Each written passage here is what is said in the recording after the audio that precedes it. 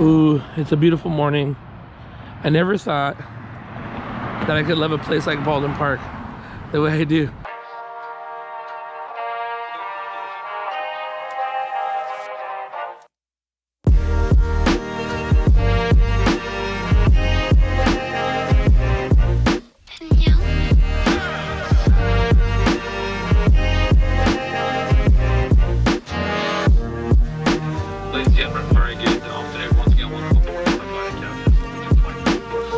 I should talk to you about why we do what we do. It's really about helping people to understand that there's a God out there that loves them, like really cares for them.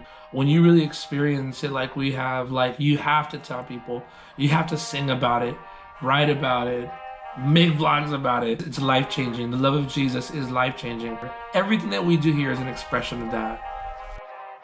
When I see people being blessed, really seeing people happy, excited, being resourced, understanding things that they might have had to go to college for or go to some big music school for, and being able to do it now, I think is really awesome to see that. So I think the other reason why we're doing this vlog is because I feel like God wants people to know that there is room for everybody. Sometimes when people have these very developed and awesome gifts, like we feel like inadequate, but that's why we're doing this. It's not impossible. It's not beyond you to be able to take what God has given you and share it with people. Somebody somewhere wants what you have, but God has assigned something very specific and very special for you. All you got to do is develop it. This is going to be a lot about maybe what other people might consider like artist development or how-tos, however you want to look at it. It's going to be a fun time. Why in the world do you do what you do? I remember when me and my brothers, we first started doing music, getting into music. It's just a hobby. Yeah. But then when we found out that there was value to what we were doing, we recognized that that value belonged to Jesus. So what we wanted to do is we wanted to create music that was inspiring, it was fun to listen to, something that you don't have to be in church in order to listen to it. So pretty much what we want to do is use the music as a vehicle to get the message of Jesus Christ out to people. Thank you, man, for what you do for Minstrel, which now we're combining all the stuff that we used to do with Advent and Minstrels into one. You're kind of a part, like you were saying, of both of them. You've done teaching with me. And that's how I learned right? bass here. That's cool. See, a lot of people don't know that. But you know, like, I mean, there you go. Okay, his vocal matches the dynamic of bwish, bwish, bwish. Right. Okay, but what I'm saying is like, okay, throwing it out.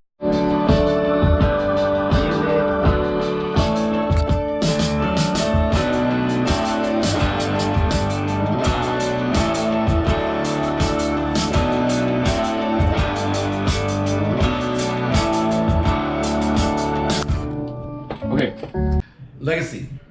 There has to be continuity in our faith, and anything that facilitates that makes it accessible for the next generation is not just what I want to do, it's actually my duty.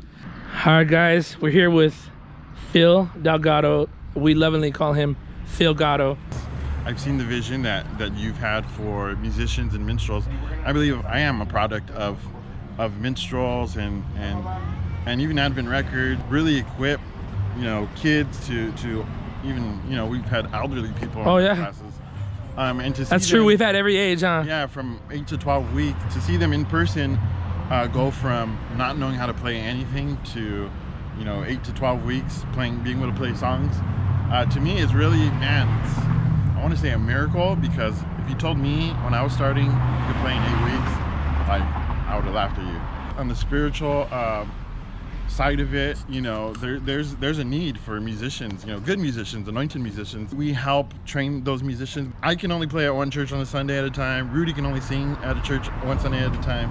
Why not equip people that are there and make the, more soldiers or whatever you want to call it, to be able to play at their churches, and just expand the kingdom, really. If you're wanting to learn or wanting to do a record or wanting to become a singer, I think surrounding yourself with people that will encourage you. Maybe you are cheap. I was cheap. Aaron used to laugh at me when I first played.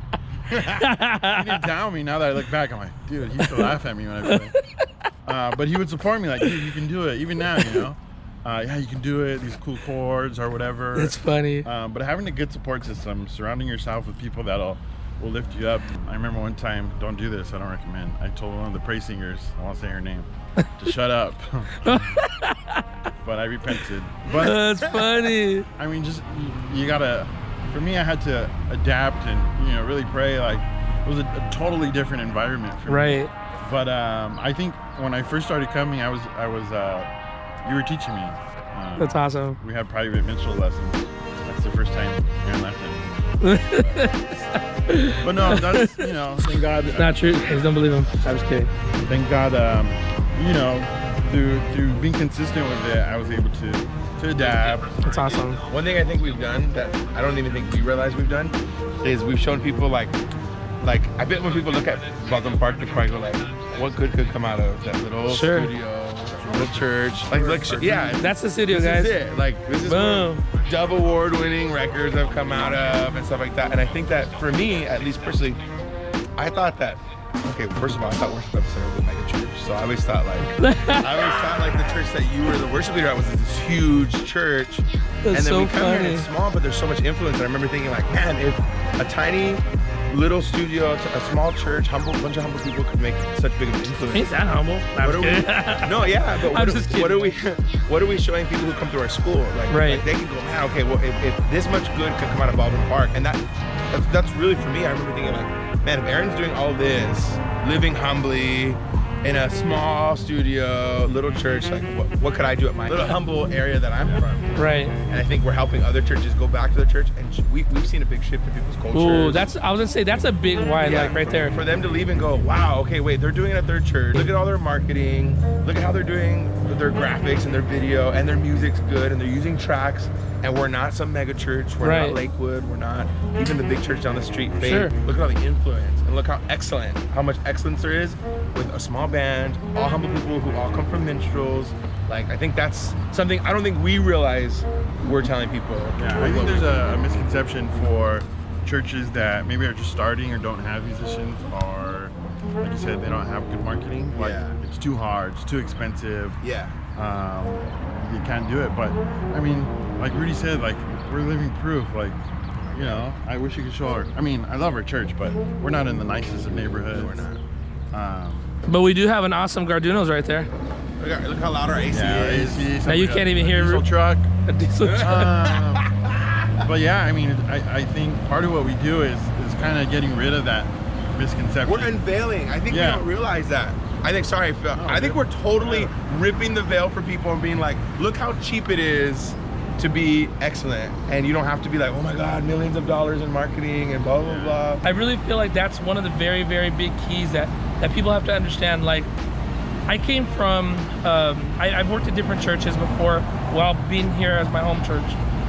And one of the things that I realized, I was like, man, they pay me like a lot of money to be here.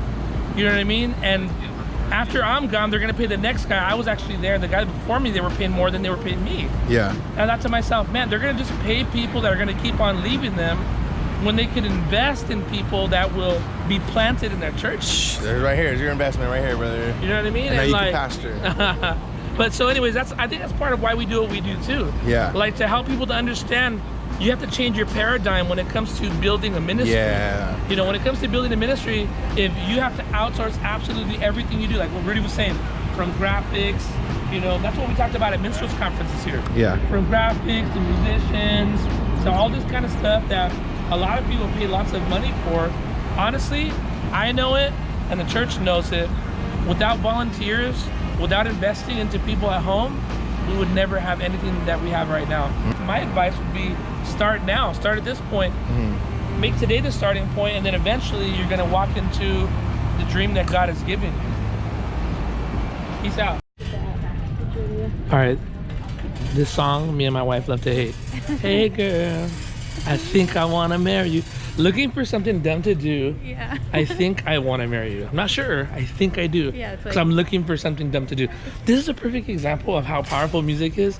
Like you have like dope music, and you could just say whatever in the world you want to say. Yeah. Jeez Louise. So we need to get better messages out there, Yeah. especially about marriage. Yeah, for sure.